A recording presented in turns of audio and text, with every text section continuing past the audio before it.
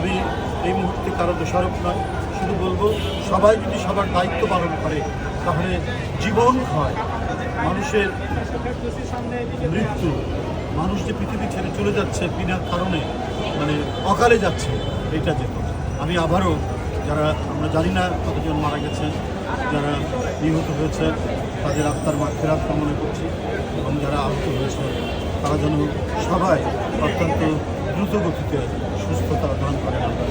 এইটুকু বলেই আমরা স্যার, আপনাদের দলীয় থেকে কোনো পদক্ষেপ? আমাদের দলীয় আমাদের ভারপ্রাপ্ত চেয়ারম্যান জনাব তারেক রহমান, উনি প্রথম জানিয়েছেন।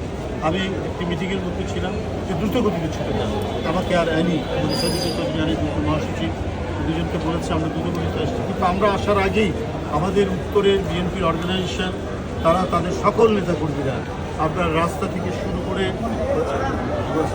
সকল অঙ্গ সংগঠন মহিলা দর্শক যারা আছে প্রত্যেকেই অত্যন্ত নিরন্তর প্রচেষ্টা চালাচ্ছে।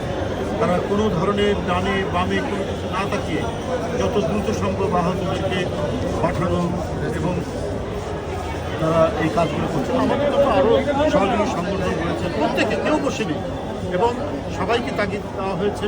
ভারপ্রাপ্ত চেয়ারম্যান জনাব তারেক রহমান তিনি আমাদের সকল অঙ্গ সংগঠন করেছে, প্রত্যেকের নেতাকর্মীরা নিয়ে যেন রাস্তার পাশে থাকে ব্লাড ডোনেশনের জন্য।